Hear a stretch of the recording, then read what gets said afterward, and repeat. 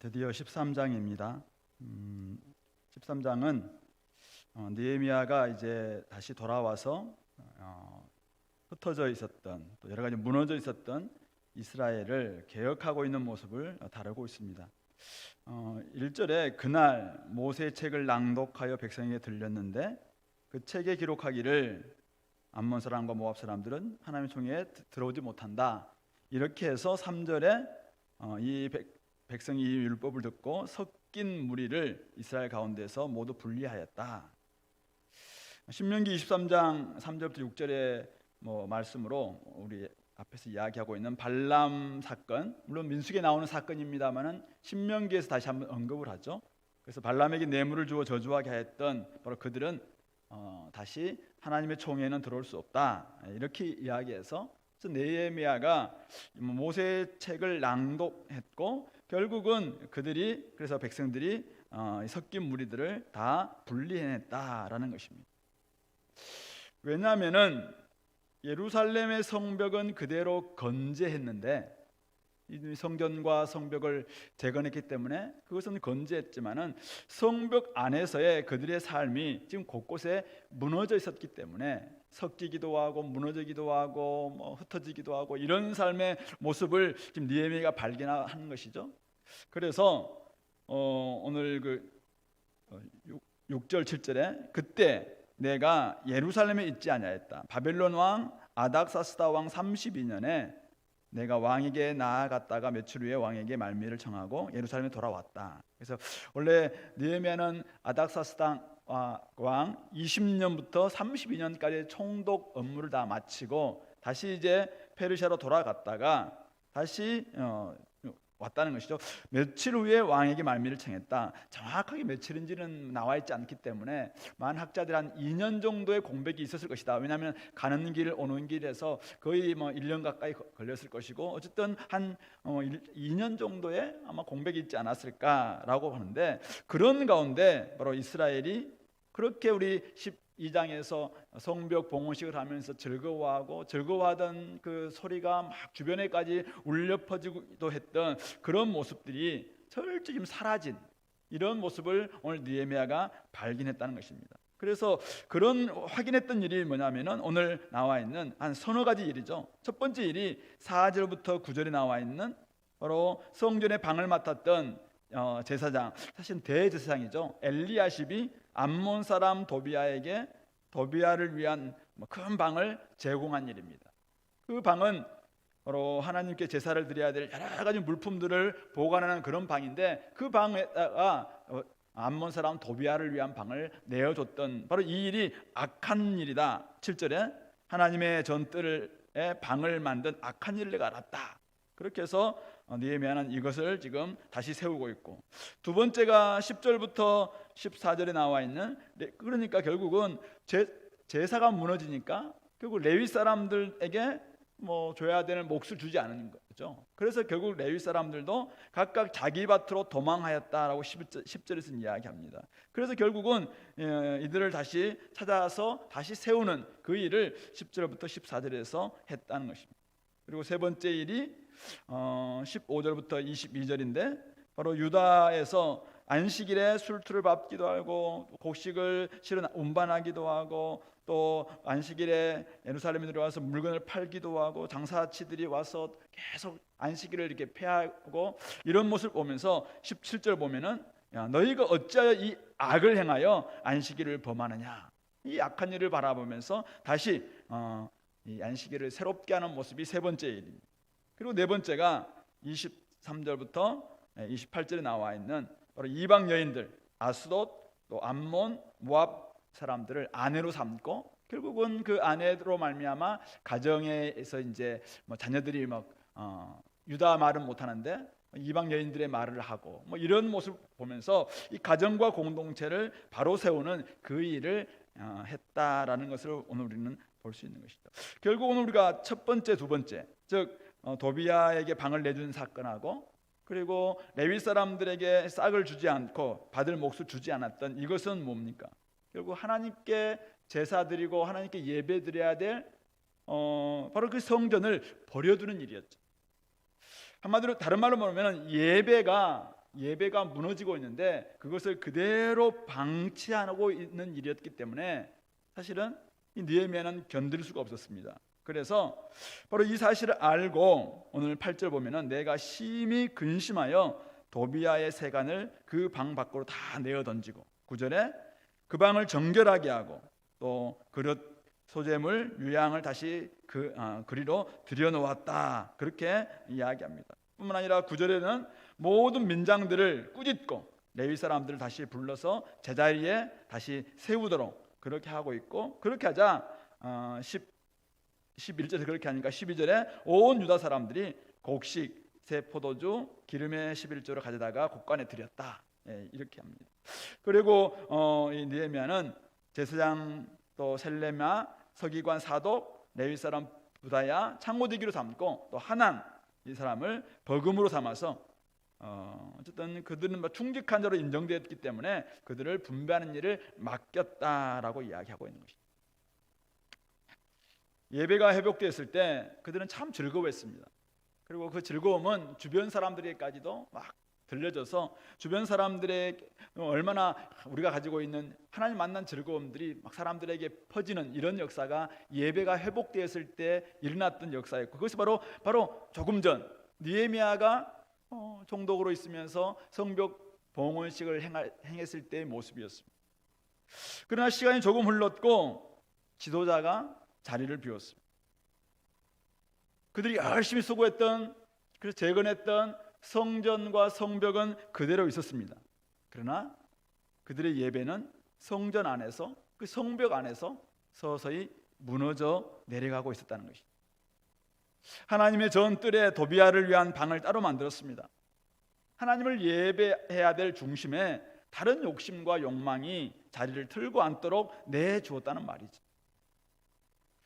불순 세력이 전해주는 메시지에 귀를 기울이기 시작하니까 어떻게 됩니까? 하나님께 드리는 것이 아깝기 시작합니다. 저들은 뭐냐 이거죠. 당연히 레위 사람들이 받을 몫을 깎기 시작하다가 나중에는 주지 않게 된 것이죠. 하나님만을 분깃으로 여기던 레위 사람들 살 길이 막막하니까 결국 자기 밭으로 도망할 수밖에 없는 것이죠. 예배가 무너졌다는 증거들이 바로 이것입니다. 시간이 아깝고 재정이 아깝고 눈에서 멀어지니 마음도 멀어지고 이렇게 되는 것, 이게 바로 사실 우리 중심에 하나님을 모셨던 그 예배가 회복될 때의 모습이었는데, 사실 예배가 사라지면은 이것도 아깝고 저것도 아깝고 그러면서 조금씩 타협하기 시작한다는 것이죠. 다른 사람들의 이야기를 통해서 성경에서 이야기하고 하나님이 말씀하시는 것보다 훨씬 더 중요한 가치가 있는 것처럼 이미 도비아가 막 계속 이야기하고 있죠. 도비아는 예루살렘이 회복되는 것 전혀 원하지 않는 사람입니다. 그런데 그 사람에게 가장 중요한 방을 내어줬으니 그 사람이 이 제사장 엘리야셉에게 어떤 이야기를 했겠어요? 결국은 무너지게 할 수밖에 없고, 무너지는 그런 모습들, 바로 거기서부터 비롯됐다는 말씀.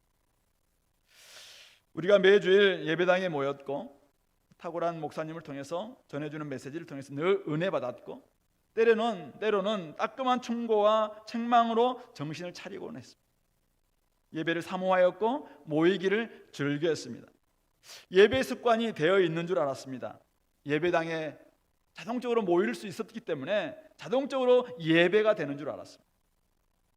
그러나 이제 함께 예배당에서 모여서 예배할 수 없는 시대가 왔습니다. 이런 상황이 되었습니다. 보는 사람이 없습니다. 평가해 주는 사람도 없습니다. 눈치껏 예배를 피하게 되고 삶의 중심에 다른 방이 만들어지기 시작한다면은 바로 우리 중심이 지금 무너져 가고 있다는 신호입니다. 자신이 가장 욕망하는 것, 자신이 가장 사랑하는 것, 그것을 예배할 수밖에 없다라고 많은 분들이 이야기합니다. 오늘 지금 이 코로나19 사태가 오늘 우리의 영성을 테스트하고 있습니다. 우리는 무엇을 예배하고 있는가? 나는 나의 중심에 무엇이 있는가? 장소에 국한된 신앙인가? 아니면 하나님 앞에서 드리는 신앙인가? 우리가 이런 부분들이 있어서 다시 한번 오늘 느헤미야의 말씀을 통해서 우리의 중심에 정말 하나님 중심의 신앙이 내가 있는가? 내가 하나님께 드려야 될 걸 온전히 드리고, 드려야 될 시간을 드리고, 드려야 될 재물을 드리고 드려야 될 내 마음을 드리고 내 중심을 진짜 하나님께 드리는 그런 예배가, 그래서 예배로 말미암아 나의 모든 삶이 자리 잡히고 있는가? 그렇지 않다면은 예배당에 모이지 않는다는 이거 하나만 사실은 변수인데 나머지 모든 것들이 사라지고 있다면은, 모든 것들이 흐트러지고 있다면은 사실은 어쩌면 중심에 하나님이 아니라 다른 것으로 말미암아 그동안 자리 잡은 것이 아니었는가, 이런 부분들을 점검하시고 다시 한번 제자리에 둘 수 있는, 제자리에 옮길 수 있는 그런 시간이 될 수 있길 바랍니다. 두 번째는 느헤미야가 확인한 세 번째, 바로 안식일을 범하는 일이었는데요. 안식일이 뭔가요? 자신들이 누구인지, 자신들의 살아갈 힘의 원천, 삶의 원천은 어디서부터 오는가, 내가 안전한 것은 바로 누가 지켜주기 때문인가, 이것을 안식일을 그들은 경험하면서, 사실은 안식일을 그들은 지키면서 늘 그것을 생각하는 것이죠. 바로 십계명에서 안식일을 지켜 거룩하게 하라라고 할 때 바로 십계명 맨 앞에 나와 있는 말씀이 바로 이스라엘을 애굽에서 이끌어내신 여호와다라고 말씀하고 있는 것이죠. 그 명령을 주신 분이 애굽에서 그들을 구속하신 여호와 하나님인 것이죠. 그러므로 오늘 우리는 안식일, 주일을 성수할 때마다 지키면서 나는 누구인가, 우리는 누구인가, 우리는 무엇으로 말미암아 사는가, 우리는 어떤 힘으로 오늘 내가 살아가고 있는가라는 것을 점검하는 것이죠. 근데 안식일을 지키지 않았다라는 말은 바로 그런 자기의 정체성을 기억하고 생각해야 될 그 일들을 망각하게 만드는 일이기 때문에 그것은 악한 일이었습니다. 느헤미야는 안식일을 범하는 그들을 어떻게 합니까? 책망하고 유다의 모든 귀인들을 꾸짖습니다. 그리고 21절에는 경고합니다. 상인들을 막 경고하죠. 그리고 22절에 레위 사람들의 몸을 정결하게 하고 성문을 지켜서 안식일을 거룩하게 행하고 있습니다. 세상이 어떻게 말하고 어떻게 살아가도 그들은, 바로 이스라엘 백성들은 안식일을 지키면서 하나님이 자신들의 구원자이고 또 오늘도 살게 하시는 하늘 아버지이심을 그들은 늘 깨달아야 했었습니다. 그런 의미에서 그들은 구별된 백성들이었고 바로 세상을 위한 하나님의 거룩한 제사장이었습니다. 그들은 신의 언약을 맺으면서 모든 세상이 내게 속하였나니, 그러면서 이스라엘 백성들을 부르시면서 그들로 하여금 너희는 택한 족속이요 거룩한 나라요, 바로 제사장 나라다라고 이야기하면서 그들에게 사명을 주시면서 그것이 바로 그들의 정체성을 만들어주는 모습이었어요. 그것의 가장 중요한 모습들이 바로 1계명부터 10계명까지의 이 10계명을 주셨던 이유이기도 하고 목적이었습니다. 안식일을 준수하면서 그들은 자신들의 정체성을 깨달아야 했다는 말씀입니다. 그러나 삶의 중심을 잡아주는 예배가 무너지니까 결국은 자신과 공동체를 떠받쳐주던 이 버팀목인 정체성도 무너지기 시작했다는 것이죠. 오늘 우리는 구속받은 백성이요 값으로, 하나님께서 주님의 핏값으로 산 하나님의 자녀들입니다.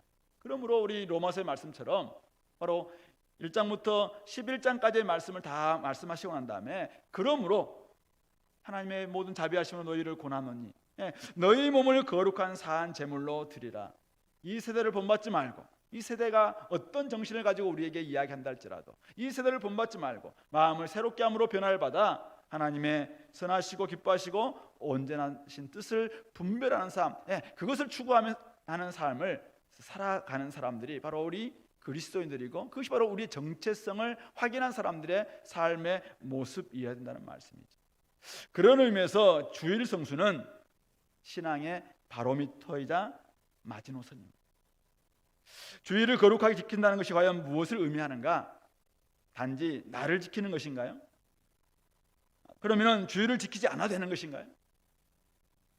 먹고 사는 문제가 중요하기 때문에 주일 성수는 단지 하나님을 믿는 수단에 불과한가요?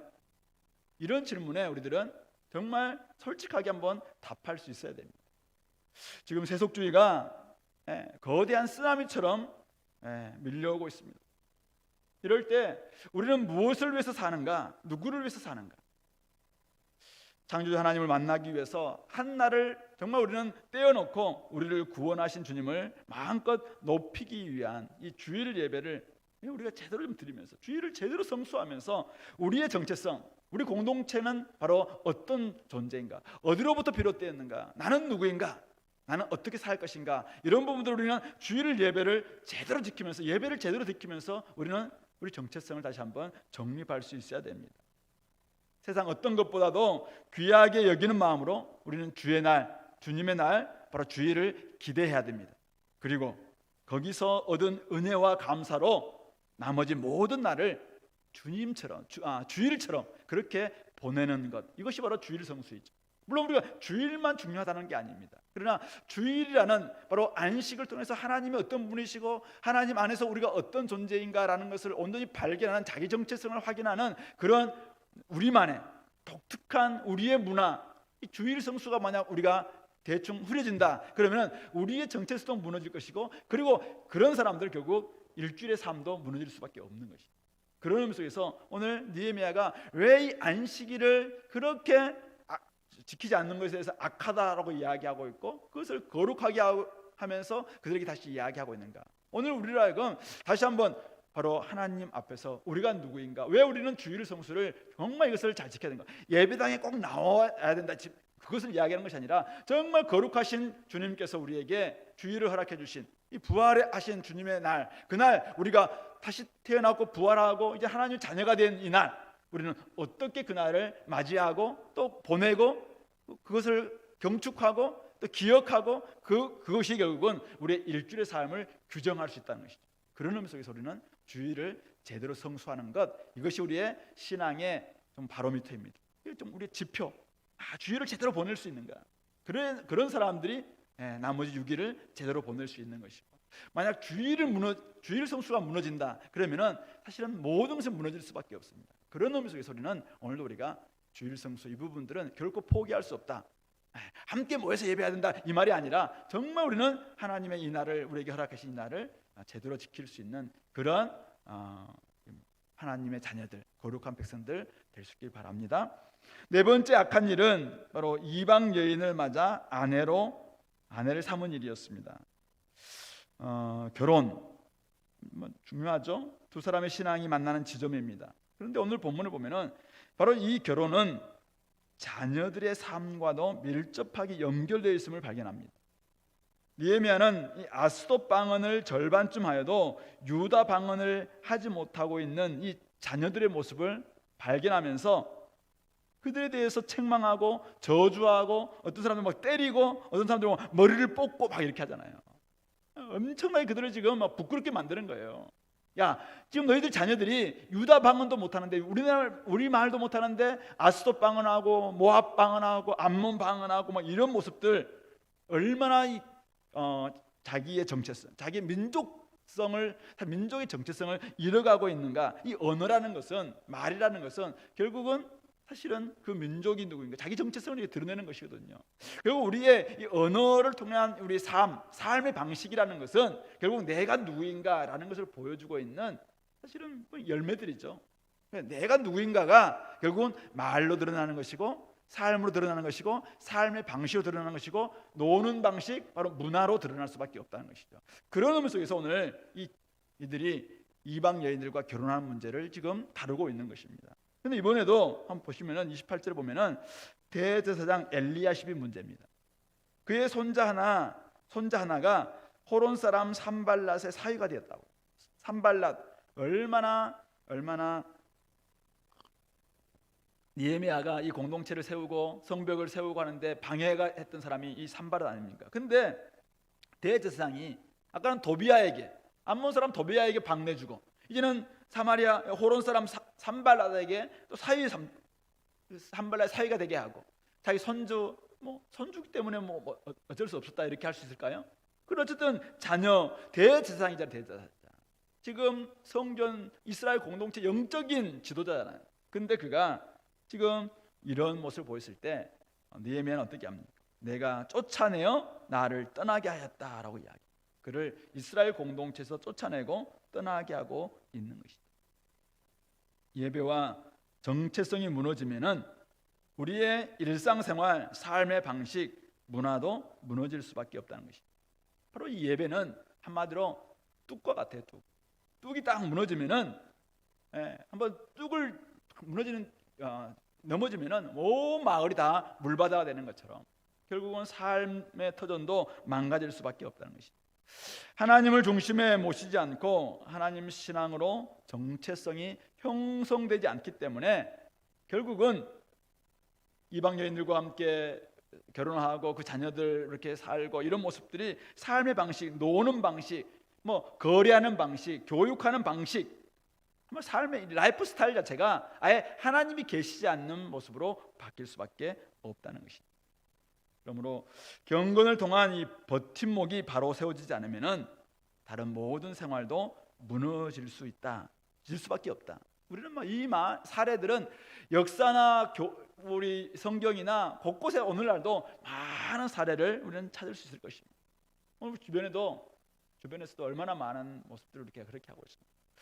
과정의 공정함을 생략한 채 우리가 결과만 중시하는, 그냥 결과만, 걔가 신앙생활 잘했든 못했든 간에 결과만 좋은 학교 나오고, 그가 신앙생활을 하나님 앞에서 제대로 살든 못했든 간에 어쨌든 나중에 높은 사람 되고, 그냥 그 교회에서 제대로 신앙생활은 못하는데 그냥 좋은 학교, 좋은 직장 가고, 이것만 가지고 우리는 그들에게 축복한다고 이야기하고 부러워하고 이런 모습들이 막 계속 된다면은 교회도 세상과 똑같아질 것이고, 결국은 그것이 무너지기 시작하면은 나중에는 걷잡을 수 없이 교회는 세상이 될 수밖에 없어요. 그렇기 때문에 결국 우리가 이 가정을 지켜내는 것, 교회를 지켜내는 것, 어쩌면 가정은 최후 보루와 같습니다. 그러므로 이 시점, 오늘 함께 모여서 예배할 수 없는 바로 이 시점, 오늘 이 가정에서 예배하고 있는 우리 모든 우리 부모님들, 이번 기회가 어쩌면 여러분들에게 있어서 가정이 다시 회복되고 우리 자녀들이 신앙을 회복하고 다시 그들의 삶이 회복될 수 있는 어쩌면 좋은 기회구나. 성경으로 교육하고 제대로 큐티를 가르치고 그리고 날마다 정말 하나님 말씀 앞에서 함께 기도하고 이런 모습을 통해서 경건을 세워가는 그런 계기로 삼으시기 바랍니다. 만약 이번 기회에 우리가 이런 부분들을 어쩌면 하나님이 기회를 주셨는데 이거 놓치면은 우리 자녀들 그냥 삶의 방식 무너지고 노는 방식 그냥 세상 따라가고 모압과 암몬과 아스돗 사람들 그런 방언 막 나가면서 나아갈 때 나중에 그들이 좋은 학교 가고 좋은 직장 얻고 좋은 사람과 결혼하고 그리고 나중에 훌륭한 멋진 세상 사람들이 부러워하는 그런 직업들 또 높은 자리에 가게 됐을 때 우리가 어떻게 하겠습니까? 축복한다, 축하한다 이렇게 말할 수 있겠습니다. 그러므로 오늘 우리 자녀들이 정말 하나님의 정체성, 하나님이 우리에게 주셨던 그 정체성을 바로 잡을 수 있도록 이 시간 여러분들의 가정 속에서 이 말하는 것, 어쨌든 우리의 생활 방식, 일상생활이 제대로 잡힐 수 있도록 예배부터 우리가 누구인가 주일 성수, 그리고 우리의 삶에 말하는 것, 행하는 것, 노는 것 이런 예배 방식까지 다 연결될 수 있도록 삶의 방식까지 연결될 수 있도록 그것을 붙잡는 그런 시간 될 수 있기를 바랍니다. 자, 그렇다면은 오늘 이렇게 느헤미야가 개혁을 했는데 이런 개혁의 힘은 도대체 어디서 비롯됐을까요?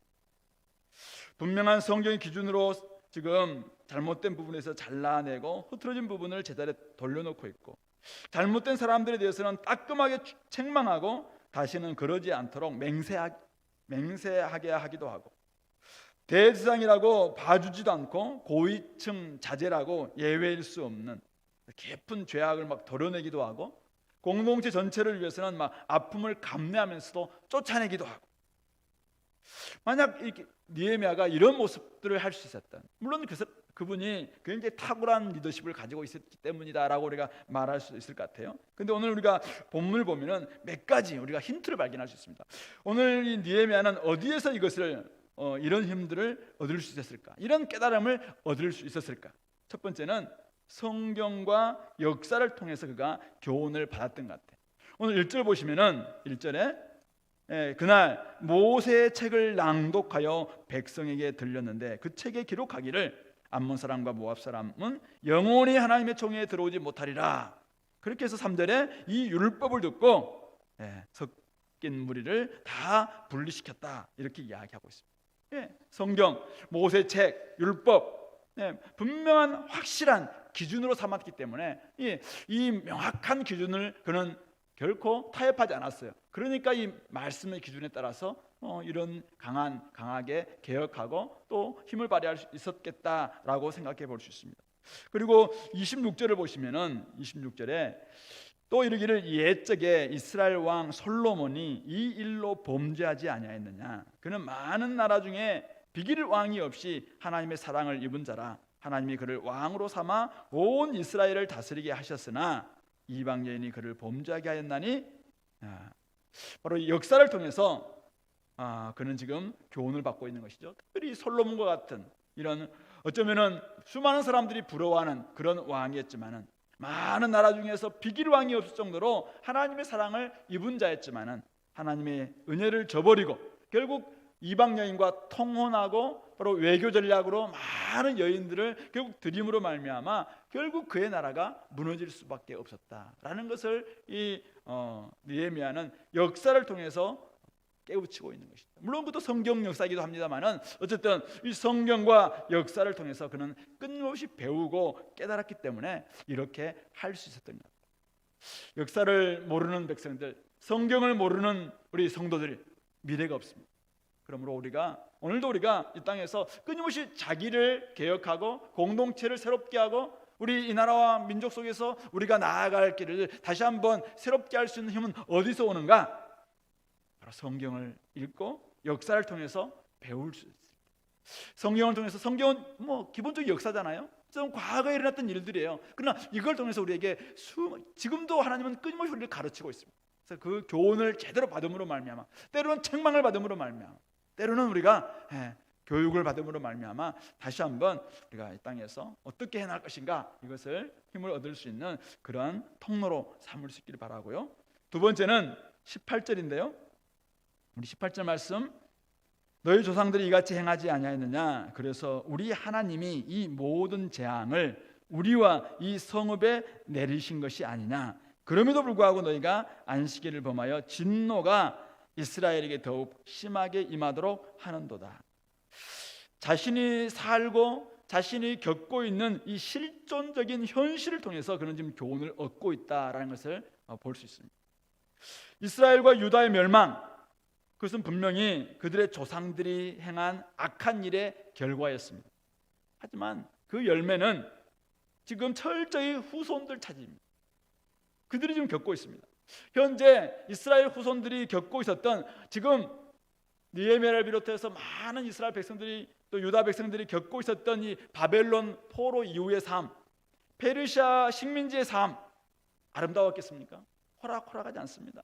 식민지 삶이에요. 빛나지 못했습니다. 성벽도 있고 성전도 세워졌지만은 여전히 그들은 부끄러운 삶이었습니다. 여전히 하나님의 진노 가운데 있는 삶이었습니다. 그래서 느헤미야는 이 현실을 지금 통해서 왜 이렇게 되었는가? 왜 이 현실 속에서 우리는 이렇게, 하나님께서는 우리를 통해서 세상을 회복시킨다고 이야기했고 열방의 빛이라고 이야기했던 우리 민족이 왜 이렇게 되었을까? 그는 거기에서 깨닫고 있습니다. 교훈을 받고 있는 것입니다. 그래서 그들은 지금 동일한 죄를 반복하고 있는, 이 안식일을 범하고 있는 그들을 향해서 강하게 책망하고 있는 것입니다.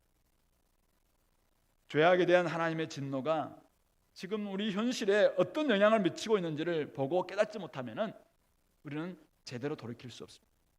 오늘 우리가 겪고 있는 여러 가지의 이런 현실적인 어려움들, 코로나 바이러스의 이런 문제들, 아니면 우리가 겪고 있는 교회의 지금 위기들, 또 사람들로부터 좀 비롯되고 있는 교회 성도들을 향한 그런 질타들, 손가락질들, 전도를 하지 못하게 만드는 이런 여러 가지 요인들, 이 우리 현실을 우리가 제대로 봐야 됩니다. 현실을 제대로 분석할 수 있어야 됩니다. 남의 탓, 조상 탓, 세상 탓 지금 할 때가 아니라는 거예요. 왜 우리 가운데 이렇게 하나님의 영광스러운 교회가, 하나님의 거룩한 이름을 가지고 있는 성도들이 이런 취급을 당할 수밖에 없었는가? 왜 저 신천지에는 저렇게 젊은이들이 저렇게 많은데 오늘날 우리 한국교회는 젊은이 떠나가고 있는가? 이런 현실들에 대해서 우리는 정말 깨우침을 받아야 됩니다. 그렇지 않으면은 그냥 계속 저들 잘못이다, 세상 잘못이다, 아니면 저 큰 교회 잘못이다, 이렇게 자꾸만 다른 사람들에게만 우리가 책임을 전가한다면은 우리의 미래는 별로 없는 것 같아요. 그러므로 우리가 다시 한번 이 현실 속에서 이 현실을 바꿀 수 있는 어디서 오는가? 그래서 바로 이 현실에 지금 당하고 있는 아픔과 이 불편한 진실, 불편한 이 실존이 왜 어디서 비롯되는가, 이것을 제대로 좀 우리가 분석하고 제대로 좀 아파하고 제대로 하나님이 주시는 그 깨우침을 받는, 여기에서 우리가 이 땅을 회복하고 우리 자신들을 다시 한번 새롭게 하고 교회를 개혁할 수 있는 힘을 얻을 수는 있다라고 믿습니다. 마지막으로 오늘 계속 반복하고 있는 14절 그리고 22절 또 29절부터 31절 나와 있는 하나님과의 끊임없는 대화, 바로 기도 가운데 그는 능력을 받고 있고 위로를 받고 소망을 가지고 이 일을 할 수 있었다라고 보는 것이죠. 하나님과 끊임없는 대화, 바로 하나님의 뜻을 구하는 그 기도, 날마다 자신의 일을 하면서도 사실 이거 과연 하나님의 뜻입니까? 내가 이 일을 하고 있는데 하나님은 정말 아실까? 이걸 생각하면서 하나님 기억해달라고 이야기하고, 그들의 불의한 일도 하나님께서 좀 기억해달라고 이야기하고, 끊임없이 힘들고 어려울 때마다 하나님께 나와서 하나님께 간구하면서 하나님의 은혜와 긍휼을 구하는 이 기도, 우리는 1장에서부터 느헤미야의 기도를 쭉 봐왔습니다.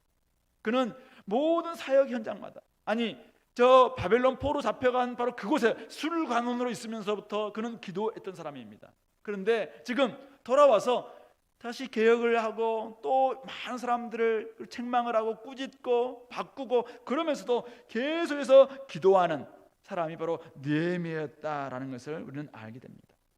하나님이 무엇을 원하는지, 이스라엘의 소망과 비전이 무엇인지 그는 기도하면서 깨닫고 있는 것입니다. 깨끗한 백성, 하나님의 뜻을 알고 선하게 행하는 자를 기억하신 하나님, 그는 기도하면서 더욱더 신뢰할 수 있는 것이죠.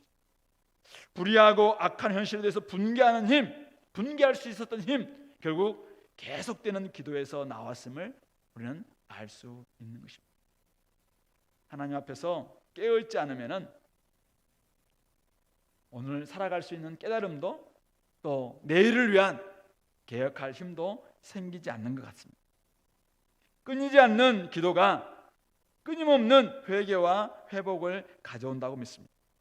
그러므로 다른 이들의 잘못을 고치는 것도, 나를 바꾸는 것도, 그리고 우리 공동체를 회복시키는 것도, 이 나라와 민족 가운데, 열방 가운데 하나님 나라를 계속 확장하며 하나님 나라가 이 땅에서 임할 것을 계속 우리가 추구하는 것도 결국 주님께서 우리에게 가르쳐 주셨던 하나님의 뜻이 이 땅에 이루어지게 해달라고 간구하는, 바로 하나님과 소통하는 영적인 호흡인 이 기도를 통해서 가능할 수 있다는 사실, 은혜와 긍휼을 얻을 수 있고 이 땅에서 우리가 제대로 된 삶을 살 수 있는 것은 오늘 느헤미야처럼 기도에 있다라는 것을 기억하면서, 특별히 지금 우리가 이런 상황 가운데서 더더욱 하나님과 깊이 좀 들어가면서 하나님과 함께 골방에 들어가셔서 기도하시고, 하나님 앞에서 여러분들의 문제들을 가지고 기도하시고, 여러분들의 가정의 문제를 놓고 기도하시고, 우리 교회를 위해서 기도하시고, 이 나라와 민족을 놓고 기도하시고,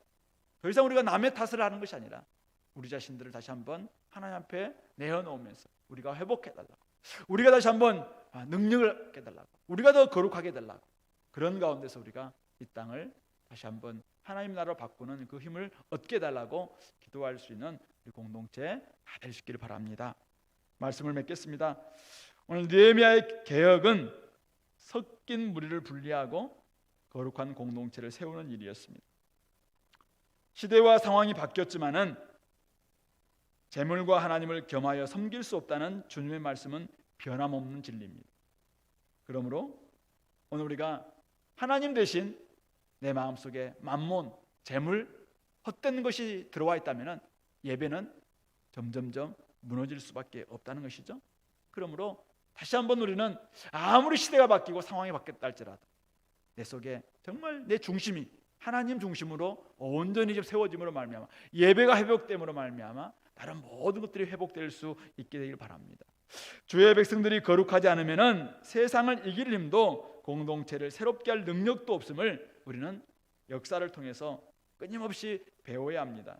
그리고 오늘 우리가 겪고 있는 현실은 우리를 향한 하나님의 뜻이 무엇인지를 깨닫게 하시는 또 다른 메시지다라는 것을 좀 기억하면서 우리가 과거와 오늘 현실을 우리가 늘 거기에 귀 기울이면서 성경에서 귀 기울일 뿐만 아니라 이 과거와 현재를 끊임없이 귀 기울이면서 우리를 향한 하나님의 또 메시지를 들을 수 있기를 바랍니다. 아픈 현실, 불편한 세상 살아가면서도 하나님으로부터 오는 위로, 능력을 통해서 날마다 우리가 새로운 옷을 입는 성도가 되기 위해서는 결국 우리가 정말 이게 눈이 열리고 귀가 열려야 될 것 같아요.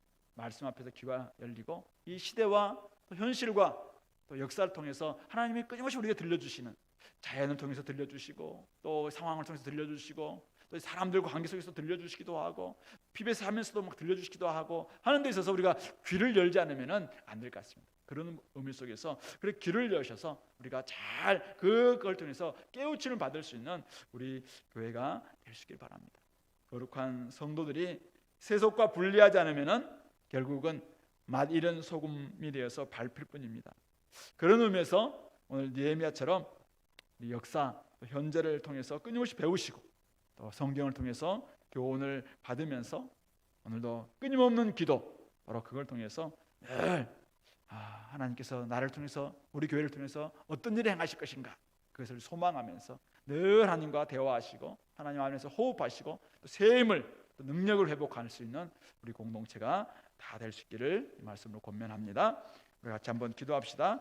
말씀을 좀 생각하면서 하나님, 우리가 좀 회복되기를 원합니다. 우리 공동체 안에서 우리 한국교회가, 우리 교회가 또 이렇게 되었으면 좋겠습니다. 이런 마음을 가지고 예배가 회복되고 또 우리가 주일 성수가 정말 거룩하게 지키는 우리 정체성을 회복하는 그런 부분들을 우리 놓치지 않게 달라고, 우리 일상까지도 다 회복할 수 있는 저희들이 되게 달라고, 거룩하기 위해서는 끊임없이 역사를 통해서 배우고 또 성경을 통해서 배우고 이 현실을 통해서 배우고 또 하나님과의 기도를 통해서 더 많이 알아가고 또 깨우침 받는 저희들 되게 달라고 같이 기도합시다.